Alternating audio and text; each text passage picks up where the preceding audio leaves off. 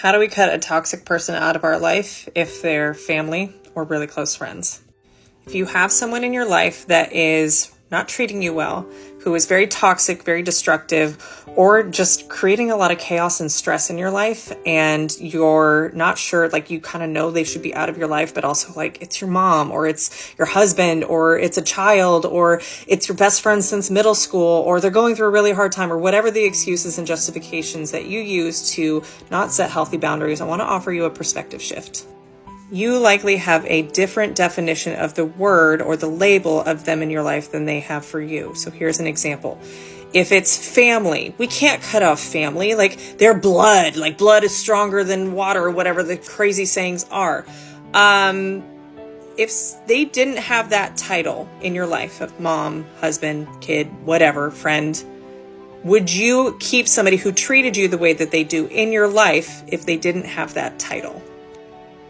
Chances are, if you've made it this far in the video, the answer is no. If somebody treated you that way, say it was a coworker or say it was a stranger on the street, you would likely be like, that person's crazy. We don't need that in my life.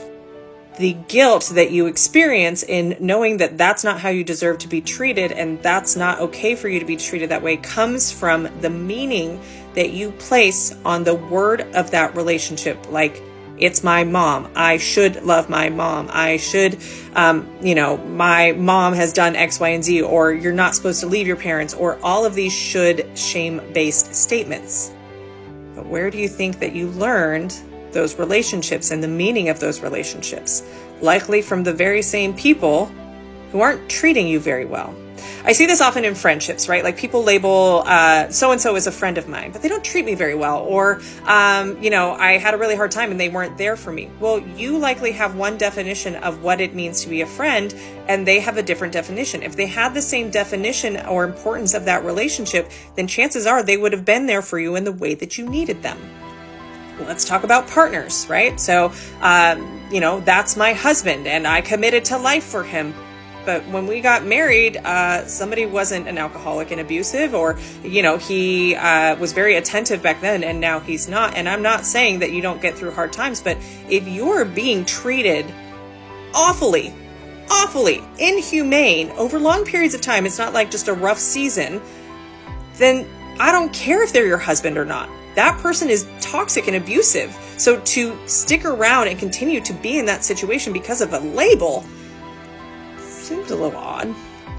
So if you know in your gut of guts that you're meant to minimize or restrict the access somebody has to you because they are not a healthy person for you in your life, but you are keeping them around out of some sort of perceived obligation of the role and the title that you play in their life, change the meaning of the role.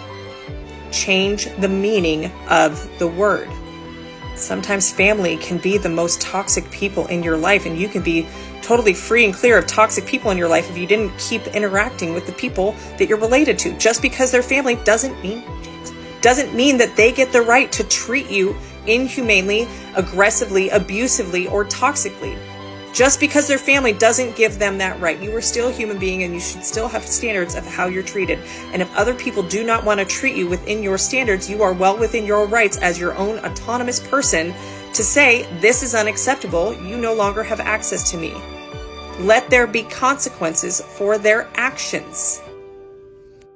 Otherwise, you are enabling and co-signing on the way that you're being treated. Nothing wrong with that, but why shame yourself and be miserable to continue to expose yourself to something that you don't like, that's hurtful towards you, just because it's family, or just because it's your partner, or just because it's a friend that you've had for decades? You deserve to be treated with respect and dignity at a minimum, and I hope that you offer that same respect and dignity towards those as well, and that you don't continue to put yourself in situations that are harmful to your well-being, all for the sake of a label or a title. And hey, my name's Tara and I'm on a mission to create a self-aware army because it's lonely in these self-aware streets.